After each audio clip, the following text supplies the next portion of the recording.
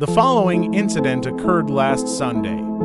I was in my study typing an email for work when I fancied I heard a noise coming from my kitchen. I disregarded it. The house in which I live is old and strange noises were not uncommon. Not 5 minutes later, I heard the noise again. It was a clicking of some sort.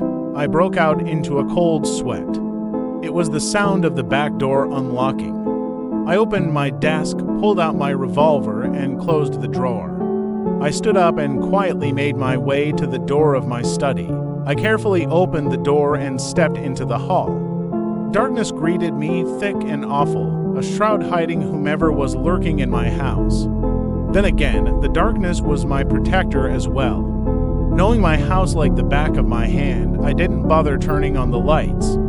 If someone truly was here, I wanted to get the jump on them. I moved down the hall as silently as possible and listened as hard I could. Silence, could I have been imagining things? As I mused over these points, a soft padding played its way from the direction of my kitchen to the other side of the house. No shoes or boots could make such a stealthy noise. Had the intruder removed his shoes before entering? The steps sounded lighter than a full-grown man's. They sounded like a child's footsteps or those of a large dog. At this point, I decided to call out, "Hello."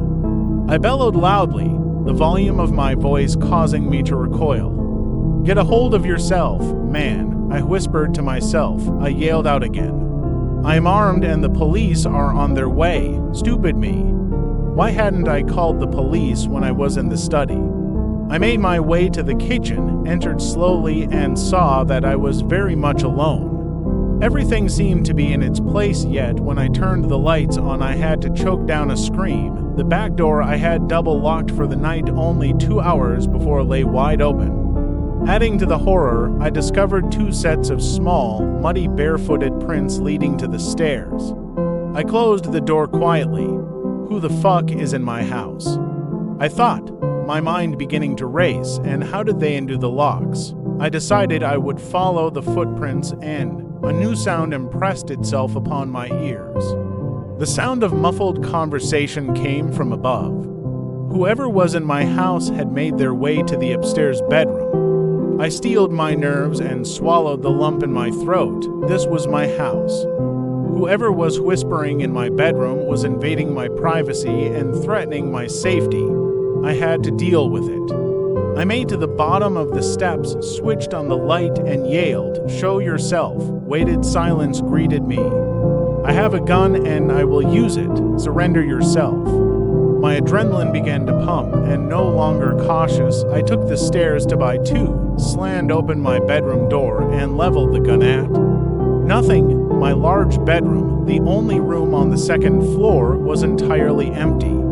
I looked at the floor, found the same footprints that were in the kitchen, only they stopped in the middle of the room. My blood ran cold. I checked the closet and under the bed, but there was no one to be seen. Was I going mad?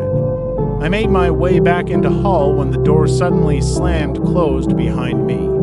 I shouted in terror and bounded back down the stairs, through the kitchen, and into my study. I slammed the door and locked it tight. I collapsed in my chair and passed out. Footsteps.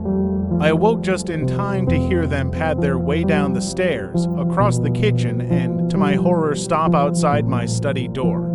Locks seemed powerless to stop these entities, and I waited for the knob to turn. Instead, I heard something that chilled my blood, a voice whispering in the hall. A horrible voice belonging to someone no longer alive. My heart pounded, my blood froze in my veins. My lips moved and my throat uttered a gibbering mess. The doorknob began to turn, the locks disengaging as if by magic. The door creaked open slowly, nothing, emptiness, darkness. I feared I had gone truly mad. Then again the sounds of footsteps, but this time going away from my study. The back door opened and closed, leaving me in deafening silence.